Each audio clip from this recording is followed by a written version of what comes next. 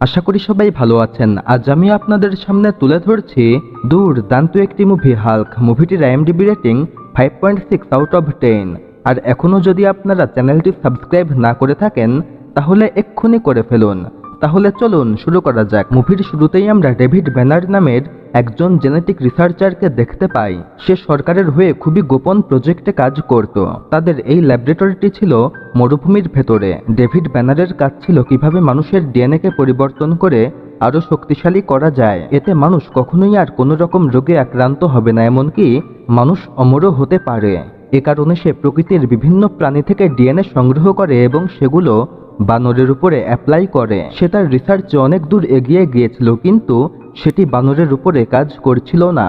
তাই তার দরকার হয়ে পড়ে এমন একটি মানুষ যার উপরে সে এই জিনিসগুলো প্রয়োগ করতে পারবে। কিন্তু এরই মধ্যে একদিন সেখানে দায়িত্বপ্রাপ্ত কর্নেল রস আসে এবং ডেভিডকে জানিয়ে দেয় এখন থেকে কোনো রকমের পরীক্ষা মানুষের উপরে করা যাবে না, আর এটি সরকারি আদেশ। এরই মধ্যে ডেভিড যেই বানরের উপরে পরীক্ষা করত সেই বানরটিও মারা যায়। আর এতদূর এগিয়ে এসে তার পক্ষে পরীক্ষা থামিয়ে দেয়া একেবারেই সম্ভব নয়। তাই সে তার আবিষ্কার করা মেডিসিনটি তার নিজের উপরেই প্রয়োগ করে।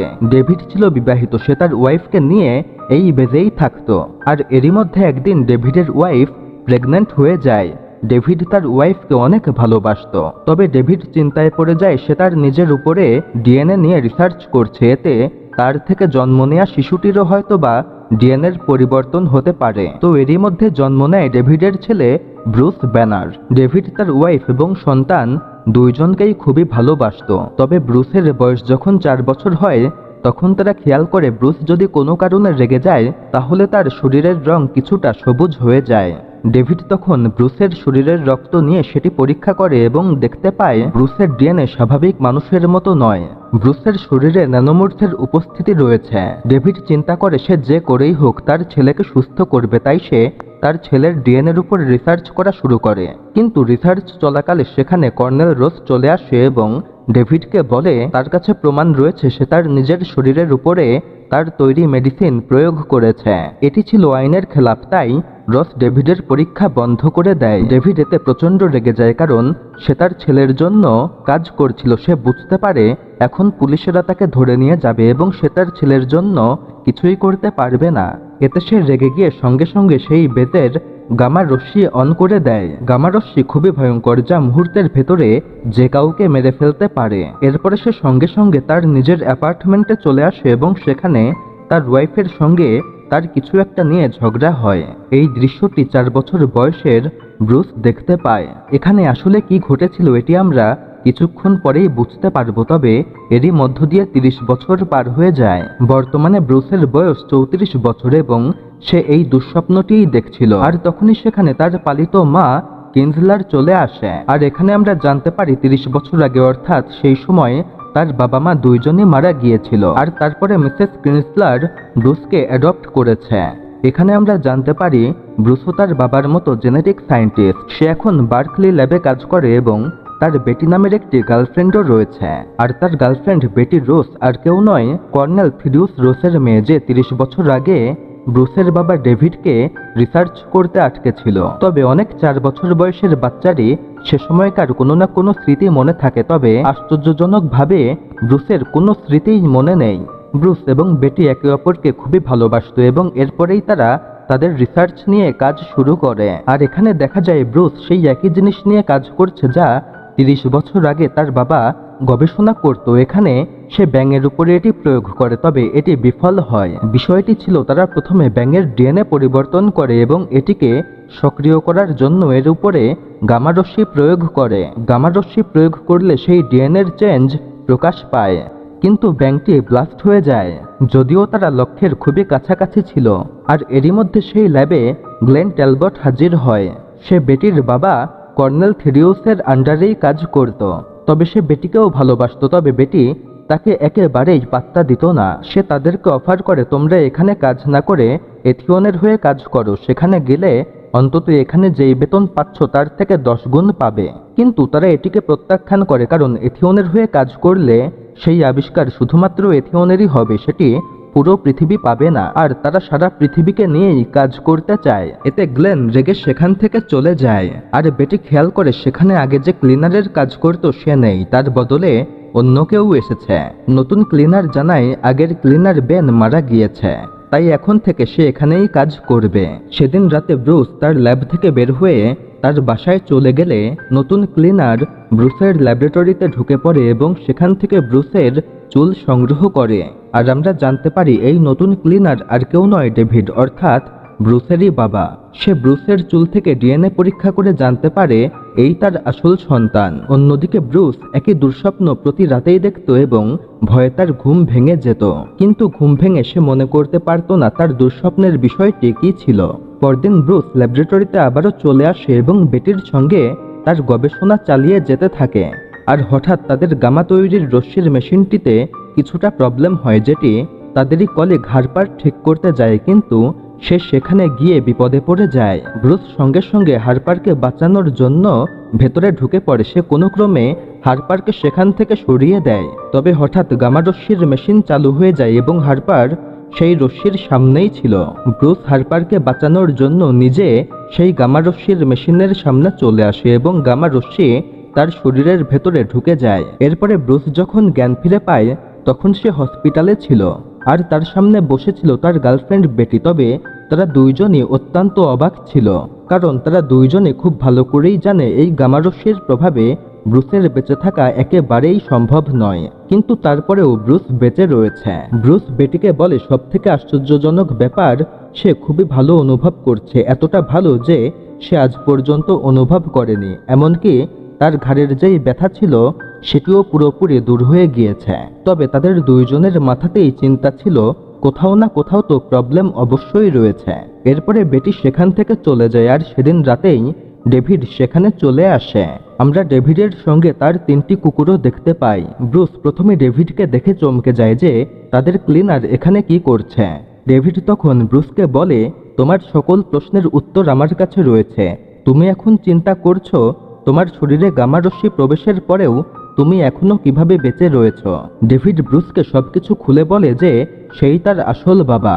সে তার নিজের শরীরের ডিএনএ পরিবর্তন করেছিল এবং এর ফলে জন্মগতভাবে ব্রুসের ডিএনএও চেঞ্জ হয়ে যায়। ডেভিড জানায় এই 30 বছর সে মরুভূমির ভেতরে জেলখানায় বন্দী ছিল, আর এও বলে সে যাতে বেটির সঙ্গে না মেশে, কারণ বেটির বাবাই হলো সেই কর্নেল যে তার গবেষণা আটকে দিয়েছিল। তবে ব্রুস প্রতিটি কথা অবিশ্বাস করে এবং ডেভিডকে সেখান থেকে চলে যেতে বলে। ডেভিড যাওয়ার সময় বলে, তুমি তোমার রাগকে কন্ট্রোলে রেখো। আর আমরা এতক্ষণে এটুকু জানি শুধুমাত্র ডিএনএ চেঞ্জ করলেই হয় না, সেটিকে প্রকাশ করতে হলে তার উপরে গামা রশ্মির প্রভাব ফেলতে হয়। ব্রুসের ডিএনএ আগে থেকেই চেঞ্জ ছিল এবং এখন তার উপরে গামা রশ্মি পড়েছে, অর্থাৎ এখন তার ক্ষমতা প্রকাশ পাবে। অন্যদিকে থিডিউস অর্থাৎ বেটির বাবা বেটির সঙ্গে দেখা করতে চলে আসে। বেটির সঙ্গে তার বাবার সম্পর্ক একেবারেই ভালো ছিল না, তবে বেটি যখন জানতে পারে এত বছর পরে তার বাবা তার সঙ্গে দেখা করতে এসেছে তখন সে খুবই খুশি হয়। কিন্তু সে যখন খেয়াল করে তার বাবা তার ব্যাপারে কথা না বলে ব্রুসের ব্যাপারে কথা বলছে, এতে সে প্রচণ্ড রেগে যায় আর সেখান থেকে চলে যায়। অ্যাকচুয়ালি থিডিউস খুব ভালো করেই জানতো ব্রুস হচ্ছে ডেভিডের ছেলে এবং সে চাইতো না তার মেয়ে ব্রুসের সঙ্গে যোগাযোগ রাখুক। পরদিন রাতে ব্রুস জানার চেষ্টা করে আসলেও তার ডিএনএতে কোনো রকমের পরিবর্তন রয়েছে কিনা। তাই সে রাতে ল্যাবরেটরিতে চলে আসে এবং নিজের ডিএনএ পরীক্ষা করে, আর এখানে সে সত্যিকারেই জানতে পারে তার ডিএনএ স্বাভাবিক কোনো মানুষের মতো নয়। এ থেকে সে বুঝতে পারে ডেভিড আসলেই তার বাবা এবং সে যা বলেছে তার সবই সত্য। এর ফলে তার চোখের সামনে তার ছোটবেলার বিভিন্ন স্মৃতি ভেসে ওঠে এবং সে প্রচণ্ড রেগে যায়। আর রেগে যাওয়া মাত্র সে সবুজ হয়ে যায় এবং সাইজেও অনেক বড় হয়ে যায়। তার জ্ঞান বুদ্ধি কমে যায় এবং সে আশেপাশের সকল কিছু ভাঙচুর করতে থাকে। তার বাবাও তাকে দেখতে পায় এবং ডেভিড তার বাবাকে দেখে প্রথমে কিছুটা শান্ত হয়, কিন্তু তার ছোটবেলার দুঃসহ স্মৃতি মনে পড়ে যাওয়ায় সে আরও রেগে যায় এবং ল্যাবরেটরি ভেঙে সেখান থেকে চলে যায়। ডেভিড তার ছেলেকে অনেক ভালোবাসতো এবং সে তার ছেলের এই করুণ অবস্থা দেখে খুবই কষ্ট পায়। পরদিন সকালে বেটি ব্রুসের সঙ্গে দেখা করতে তার বাসায় আসে এবং দেখতে পায় ব্রুসের অবস্থা খুবই খারাপ এবং তার প্যান্টের অবস্থাও খুবই খারাপ। সে বুঝতে পারে নিশ্চয়ই ব্রুসের কিছু একটা হয়েছে। কিছুক্ষণ পরে বেটি ব্রুসকে বলে, তুমি কি জানো রাত্রে ল্যাবরেটরি ভাঙচুর হয়েছে? এক পর্যায়ে সে ব্রুসকে জিজ্ঞেস করে, কাল রাতে কি তুমি ল্যাবরেটরিতে ছিলে? তবে ব্রুস অস্বীকার করে। সে জাস্ট বলে কাল রাতে সে খুবই ভয়ঙ্কর দুঃস্বপ্ন দেখেছিল। সেই সাথে এও বলে ডেভিড বলেছে সেই তার আসল বাবা। আর তখনই সেখানে বেটির বাবা কর্নেল থিডিউস চলে আসে। সে বলে কাল রাতে ব্রুস ল্যাবরেটরিতে ছিল কারণ ল্যাবরেটরিতে ব্রুসের মানিব্যাগ পাওয়া গিয়েছে। থিডিউস এখানে তার কয়েকজন অনুচরকে 24 ঘন্টা ব্রুসের উপরে নজরদারি করতে বলে এবং সে তার মেয়েকে ব্রুসের সঙ্গে মেলামেশা করতে নিষেধ করে। সে জানায় তার বাবাও ছিল একজন পাগল সায়েন্টিস্ট এবং তার ছেলেও একই রকমই হয়েছে। এর ফলে বেটিও শিওর হয়ে যায় ব্রুস আসলেই ডেভিডের সন্তান এবং সে ডেভিডের সঙ্গে দেখা করতে তার বাসায় চলে আসে। বেটি ডেভিডকে বলে, আমার বাবা এবং তার মিলিটারি বাহিনী 24 ঘন্টার জন্য তোমার ছেলের উপরে নজর রাখছে। এটি শুনে ডেভিড খুবই টেনশনে পড়ে যায়। সে বলে, আমার ছেলে ইউনিক, বর্তমান পৃথিবী এর মূল্য বুঝবে না, তাই তারা আমার ছেলের ক্ষতি করার চেষ্টা করবে। বেটি এর জন্য ডেভিডকে দোষারোপ করে, তবে ডেভিড বলে এটি আমার দোষ নয়, আমি আমার ছেলের উপরে কোনো রকম পরীক্ষাই করিনি, আমি আমার নিজের শরীরে পরীক্ষা করেছি আর সে আমার সন্তান হিসেবে এটি উত্তরাধিকার সূত্রে পেয়েছে। আর কথার এক ফাঁকে ডেভিড বেটির মাফলারটি চুরি করে নেয়। অন্যদিকে বেটির বাবা থিডিউস ব্রুসকে মিলিটারি ক্যাম্পে নিয়ে আসে এবং সেখানে তার উপরে নজরদারি করে। অন্যদিকে আমরা দেখতে পাই ডেভিডের যেই 3টি কুকুর ছিল সে তার 3টি কুকুরের উপরে ব্রুসের চুল থেকে নেওয়া ডিএনএ প্রয়োগ করেছে এবং ব্রুসের ক্ষমতা সম্পন্ন কুকুর তৈরি করেছে। আর সে তার কুকুরগুলোকে বেটির মাফলারের গন্ধ শোকায় এবং বেটিকে গিয়ে শেষ করে দিতে বলে। আর ব্রুস যেখানে ছিল ডেভিড সেখানে কোনো ক্রমে একটি ফোন রেখে এসেছিল। সে ব্রুসকে ফোন করে বলে, আমি আমার 3টি কুকুরকে বেটির পেছনে লেলিয়ে দিয়েছি, তুমি যদি বেটিকে বাঁচাতে পারো তাহলে বাঁচিয়ে নাও। ব্রুস সঙ্গে সঙ্গে থিডিউসের সঙ্গে যোগাযোগ করার চেষ্টা করে এবং তাকে বলতে চায় তার মেয়ে এখন বিপদে রয়েছে, কিন্তু তার আগেই সেখানে ট্যালবট চলে আসে এবং ব্রুসকে মারতে থাকে কারণ তার আগে থেকেই ব্রুসের উপরে অনেক রাগ ছিল। এর ফলে এক পর্যায়ে ব্রুস রেগে যায় এবং তার রাগ হওয়া মাত্র সে আবারও হাল্কে রূপান্তরিত হয়। আসলে তার ডিএনএটি ছিল এমন, সে শুধুমাত্র রাগলেই হাল্কে রূপান্তরিত হবে। সে হাল্কে রূপান্তরিত হয়ে ট্যালবটকে চরম মারধর করে এবং সেখান থেকে বের হয়ে আসে। মিলিটারিরা তার উপরে গুলি করার চেষ্টা করে, কিন্তু এই গুলিতে হাল্কের কিছুই হয় না। এরপরে হাল্ক সোজা সেখানে চলে আসে যেখানে বেটি থাকতো। বেটি তখন তার রুমে কাজ করছিল আর তখনই তার মনে হয় বাইরে কিছু একটা এসেছে। সে বাইরে বের হয়ে আসে এবং সেখানে হাল্ককে দেখতে পায়। সে চিনে ফেলে এই হাল্ক আর কেউ নয়, ব্রুস। সে ভয় না পেয়ে ব্রুসের সঙ্গে কথা বলার চেষ্টা করে, কিন্তু তখনই ডেভিডের পাঠানো কুকুরগুলো বেটিকে মারার জন্য সেখানে চলে আসে।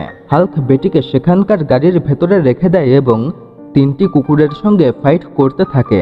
এই 3টি কুকুরের ভেতরে হাল্কের ডিএনএ থাকায় এরাও ছিল খুবই শক্তিশালী, কিন্তু তারপরেও হাল্ক তো হাল্কই। এখানে দীর্ঘ সময় ধরে এক ভয়ঙ্কর লড়াই হয় এবং হাল্ক এক পর্যায়ে একে একে 3টি কুকুরকেই মেরে ফেলে। এর কিছুক্ষণের ভেতরে হাল্ক শান্ত হয়ে যায় এবং সে তার আবার আগের চেহারায় ফিরে আসে। বেটি তাকে তার রুমের ভেতরে নিয়ে আসে এবং কোনো ক্রমে শান্ত করে। বেটি যেহেতু তার বাবার ব্যাপারে খুব একটা ভালো জানতো না, তাই সে পরদিন সকালে তার বাবাকে ফোন করে বলে দেয় ব্রুস এখন তার সঙ্গে তার বাসাতেই রয়েছে। তার বাবা জানায় সে কিছুক্ষণের মধ্যেই আসবে এবং ব্রুসকে ঠিক করার জন্য যা যা করতে হবে তার সবকিছুই সে করবে। আর কিছুক্ষণের ভেতরেই সে তার দলবল সহ সেখানে চলে আসে এবং ডার্ট ছুড়ে ব্রুসকে সেন্সলেস করে ফেলে। এরপরে ব্রুসের উপরে পরীক্ষা নিরীক্ষা করার জন্য মরুভূমির সেই গোপন বেজে নিয়ে আসা হয় আর ব্রুসকে একটি চেম্বারে ভরে সেন্সলেস করে রাখা হয়। বেটি তার বাবা থিওডাসকে জিজ্ঞেস করে এভাবে ব্রুসকে কতদিন রাখা হবে। থিওডাস জানায় যতদিন না ব্রুস সুস্থ হবে ঠিক ততদিন তাকে এভাবেই রাখা হবে এবং সম্ভাবনা সে কোনোদিনও সুস্থ হবে না এবং তার জন্য বাকি জীবন তাকে এখানেই থাকতে হবে। এটি শুনে বেটি অনেক রেগে যায় এবং বুঝতে পারে সে তার বাবাকে ভরসা করে ভুল করেছে এবং সেখান থেকে চলে যায়। আর তারা যেহেতু জানতো ডেভিডই 3টি কুকুরকে বেটির পেছনে লেলিয়ে দিয়েছিল, তাই সেনাবাহিনীরা ডেভিডকে ধরার জন্য তার বাসায় চলে যায়। কিন্তু ডেভিড তখন গতকাল রাতের ভাঙচুর করা ল্যাবরেটরিতে ছিল। সে খুব ভালো করেই জানতো সেনাবাহিনীরা তাকে ধরতে আবারও আসবে, তাই সে গামারস্যি তৈরির যন্ত্রটি ঠিকঠাক করে ফেলে এবং নিজের উপরে গামারস্যি প্রয়োগ করে, কারণ সে খুব ভালো করেই জানতো তার নিজের ডিএনএও সাধারণ মানুষের মতো নয়। কিন্তু সেখানে হাল্কের মতো না হয়ে ভিন্ন রকমের ক্ষমতা পায়। সে যেই পদার্থ ধরতো ঠিক সেই পদার্থেই রূপান্তরিত হতে পারত। মানে সে যদি লোহা ধরতো তাহলে লোহায় রূপান্তরিত হতো এবং পানি ধরলে পানিতেও রূপান্তরিত হতে পারত। সেই সাথে তার শক্তিও অনেক বেড়ে গিয়েছিল। একটি গার্ড তাকে আটকাতে আসলে সে তাকে মুহূর্তের ভেতরে মেরে ফেলে। অন্যদিকে বেটি তার বাবাকে অনেক অনুরোধ করে একবারের জন্য ব্রুসের সঙ্গে দেখা করে। ব্রুস যতক্ষণ বেটির সঙ্গে থাকতো ততক্ষণ খুবই স্বাভাবিক থাকতো, কারণ সে তাকে ভালোবাসতো। আর এখানে ব্রুস সেই অ্যাপার্টমেন্টটি দেখতে পায় যেখানে সে তার পরিবার নিয়ে ছোটবেলায় থাকতো। আর এখন ধীরে ধীরে তার বেশ কিছু স্মৃতিও মনে পড়তে থাকে। এরপরে থিডিউস তার মেয়েকে বলে ট্যালবট তার আন্ডারে কাজ করে তার সঙ্গেই বিশ্বাসঘাতকতা করেছে। সে কাউকে কিছু না জানিয়ে হাল্কের বিষয়টি এথিওনের সঙ্গে আলাপ করেছে। আর এথিওন সংস্থা থেকে জানিয়েছে হাল্কের সঙ্গে যাতে কেউ আর দেখা করতে না পারে। এথিওন হাল্ককে নিয়ে যাবে এবং তারা তাদের মতো করে হাল্কের উপরে এক্সপেরিমেন্ট করবে। এর ফলে বেটি আর কখনোই হাল্ক অর্থাৎ ব্রুসের সঙ্গে দেখা করতে পারবে না। এতে বেটি রেগে সেখান থেকে চলে যায়। অন্যদিকে ট্যালবট ব্রুসের কাছে চলে আসে এবং তাকে রেগে হাল্কে রূপান্তরিত হতে বলে। ট্যালবটের পরিকল্পনা ছিল ব্রুস যখন হাল্কে রূপান্তরিত হবে তখন সে হাল্কের কিছুটা মাংস কেটে নেবে এবং সেটির উপরে পরীক্ষা নিরীক্ষা করবে। কিন্তু ব্রুস এখন তার রাগকে কন্ট্রোল করা শিখে গিয়েছিল। সে কোনোভাবেই হাল্কে রূপান্তরিত হয় না। এতে ট্যালবট তাকে প্রচুর মারধর করে, কিন্তু এতেও সে হাল্কে রূপান্তরিত হয় না। এতে ট্যালবট এক পর্যায়ে রেগে ব্রুসকে মেরে সেন্সলেস করে ফেলে। আর ব্রুসকে এমন একটি চেম্বারে বন্দি করে যার ভেতরে সে কৃত্রিমভাবে ব্রুসকে দুঃস্বপ্ন দেখাতে পারবে। এতে ব্রুস ঘুমের ভেতরে রেগে যাবে এবং সে হাল্কে রূপান্তরিত হবে এবং তখনই সে তার কিছুটা মাংস কেটে নেবে। অন্যদিকে ডেভিড বেটির সঙ্গে দেখা করে এবং তাকে বলে তার এখন বয়স হয়েছে এবং ব্রুসকেও মিলিটারিরা ধরে নিয়েছে, হয়তো তাদের দুইজনকেই মেরে ফেলা হবে। সে বেটিকে অনুরোধ করে যাতে মেরে ফেলার আগে সে তার ছেলেকে অন্তত একবারের জন্য দেখতে পারে।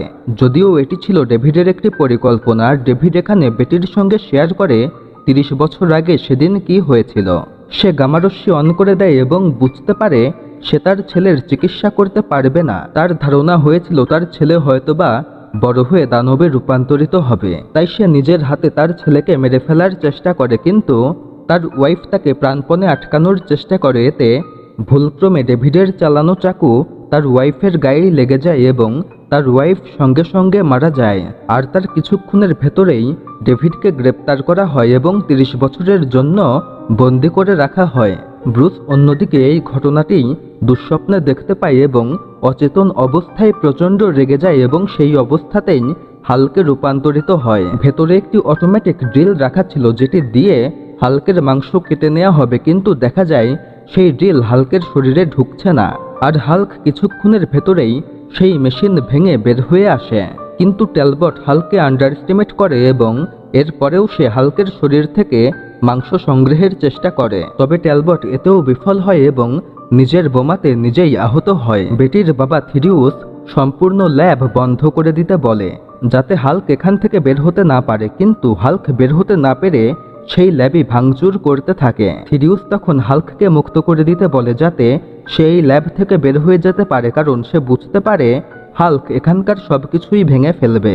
তাই তারা হাল্ককে বের হয়ে যাওয়ার রাস্তা দেখিয়ে দেয় এবং হাল্ক মুহূর্তের ভেতরে সেখান থেকে বের হয়ে অনেক বড় একটি জাম্প করে ভিন্ন জায়গায় চলে আসে। কিন্তু থিডিউসের পরিকল্পনা ছিল হাল্ককে বের করে দিয়ে বাইরে হাল্কের উপরে আক্রমণ করা। তারা হাল্কের উপরে একের পর এক বোমা হামলা করতে থাকে। হাল্ক এক পর্যায়ে পাশের মরুভূমিতে চলে আসে। থিডিউস এখানে হাল্ককে মারার জন্য 4টি ট্যাঙ্ক পাঠিয়ে দেয়, তবে হাল্ক অনায়াসে 4টি ট্যাঙ্ককেই ধ্বংস করে ফেলে। হাল্কের বিশেষত্ব ছিল তার মাসেল ছিল খুবই মজবুত, সেগুলো সহজে ক্ষতিগ্রস্ত হতো না। আর বাই চান্স যদি ক্ষতিগ্রস্ত হয়ও তারপরেও মাসেলগুলো একা একাই ঠিক হয়ে যেত। থিডিউস যখন বুঝতে পারে ট্যাঙ্ক দিয়ে কাজ হবে না তখন সে প্রেসিডেন্টের সঙ্গে যোগাযোগ করে এবং তার কাছে অনুমতি চায় যাতে সে যে কোনো ধরনের অস্ত্র হাল্কের উপরে প্রয়োগ করতে পারে। প্রেসিডেন্ট অনুমতি দেয়া মাত্র সে হেলিকপ্টার দিয়ে হাল্কের উপরে আক্রমণের চেষ্টা করে। এখানে হেলিকপ্টারের সঙ্গে হাল্কের দুর্ধর্ষ ফাইট হয় আর আমরা দেখতে পাই হাল্কের দৌড়ের স্পিড হেলিকপ্টারের থেকে কোনো অংশে কম নয়। হাল্ক একের পর এক অনেকগুলো হেলিকপ্টার ধ্বংস করে ফেলে এবং এক পর্যায়ে সে একটি পাথরের পাহাড়ি এলাকায় চলে আসে। আসলে হাল্ক কাউকে মারতে চাইছিল না, তার পরিকল্পনা ছিল সে লোকালয় থেকে সম্পূর্ণ বাইরে চলে আসবে এবং নিজের মতো নিজে থাকবে। কিন্তু থিরিউস এখানে সম্পূর্ণ পাথরের পাহাড়ি এলাকা ধ্বংস করে ফেলে। এক পর্যায়ে তার মনে হয় হাল্ক হয়তো বা মারা গিয়েছে এবং সে তার দলবল নিয়ে সেখান থেকে ফিরে আসে। আর তখনই সে জানতে পারে হাল্ক এখনো মরেনি এবং সে এখন তার মেয়ে বেটির উদ্দেশ্যেই যাচ্ছে। সে সঙ্গে সঙ্গে তার মেয়ের সঙ্গে যোগাযোগ করে। তার মেয়ে তাকে বলে, তুমি একবারের জন্য আমাকে ব্রুসের সঙ্গে দেখা করতে দাও, আমি ওকে শান্ত করে আবার আগের অবস্থায় ফিরিয়ে নিয়ে আসব। তবে এখানে ফাইটার প্লেন দিয়ে হাল্কের উপরে আক্রমণ করা হয়। হাল্ক এক পর্যায়ে সেই ফাইটার প্লেনটিকে ধরে ফেলে। থিডিউস পাইলটকে বলে যত উঁচুতে সম্ভব প্লেনটিকে নিয়ে যেতে। এতে এক পর্যায়ে অক্সিজেনের অভাবে হাল্ক সেন্সলেস হয়ে যাবে। আর এখানে তাই ঘটে, হাল্ক এক পর্যায়ে সেন্সলেস হয়ে যায় এবং উপর থেকে পানির ভেতরে পড়ে। তারা হাল্ককে মারার জন্য পানির ভেতরে একের পর এক মিসাইল ফেলতে থাকে। তবে বেটি যেহেতু নিজেও সায়েন্টিস্ট ছিল, তাই সে তার বাবাকে বলে এভাবে হাল্কের কিছুই করা যাবে না, উল্টো হাল্ক আরও বেশি রেগে যাবে এবং সে আরও বেশি শক্তিশালী হয়ে যাবে। আর এখানে ঠিক তাই ঘটে। হাল্ক ম্যানহোলের ভেতর দিয়ে রাস্তা ভেঙে বের হয়ে আসে। কোনো রকম উপায় না থাকায় থিডিউস এখন তার মেয়েকে ব্যবহার করে এবং বেটির মাধ্যমে হাল্ককে শান্ত করে ফেলে। তাদের পরিকল্পনা ছিল ব্রুস যখন স্বাভাবিক অবস্থায় থাকবে তখন তাকে মেরে ফেলা। তবে বেটির কথা অনুযায়ী থিডিউস শেষবারের মতো ডেভিডকে তার ছেলে ব্রুসের সঙ্গে দেখা করতে দেয়। ডেভিডের এখানে একটি বিশেষ পরিকল্পনা ছিল। সে যেহেতু যে কোনো জিনিস স্পর্শ করেই তার ক্ষমতা নিয়ে নিতে পারত, তাই সে চেয়েছিল ব্রুস যখন হাল্কের অবস্থায় থাকবে তখন সে ব্রুসকে স্পর্শ করে তার সকল ক্ষমতা নিয়ে নেবে। তাই সে এখানে বিভিন্ন আজেবাজে কথা বলে ব্রুসকে রাগানোর চেষ্টা করে। তবে ব্রুস জানায় সে কোনোভাবেই হাল্কে রূপান্তরিত হবে না। আসলে ব্রুস শিখে গিয়েছিল কিভাবে নিজের রাগকে কন্ট্রোল করতে হয়।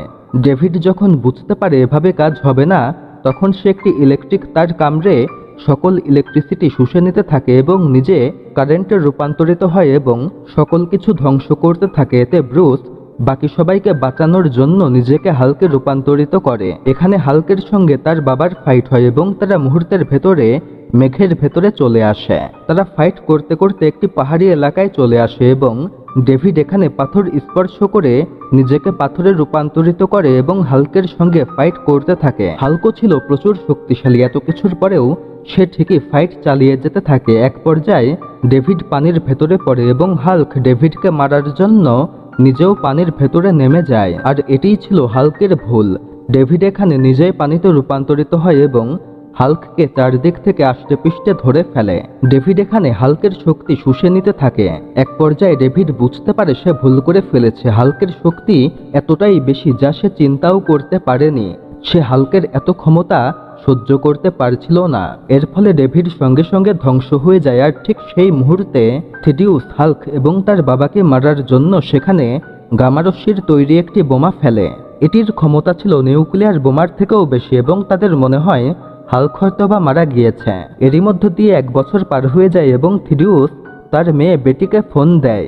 সে তার মেয়েকে বলে কানাঘুষায় শোনা যাচ্ছে হাল্ক নাকি মরেনি, সে নাকি এখনো বেঁচে রয়েছে, যদিও এর পক্ষে কোনো রকমের প্রমাণ পাওয়া যায়নি। থিডিউস বলে হাল্ক যদি তোমার সঙ্গে দেখা করতে আসে তাহলে তুমি আমাকে জানাবে। তবে বেটি স্পষ্ট বলে দেয় হাল্ক আমার সঙ্গে দেখা করতে আসলে এই তথ্য আমি তোমাকে কখনোই দেব না। এরই মধ্যে দৃশ্য চেঞ্জ হয় এবং আমরা একটি জঙ্গলের দৃশ্য দেখতে পাই যেখানে গরিব আদিবাসীরা থাকতো। সরকার থেকে তাদের মাঝে মেডিসিন দেয়া হয় আর ব্রুসি এই মেডিসিন সবাইকে ভাগ করে দিচ্ছিল। ঠিক তখনই সেখানে দস্যু বাহিনী চলে আসে এবং সেই মেডিসিন নিয়ে নেয়ার চেষ্টা করে।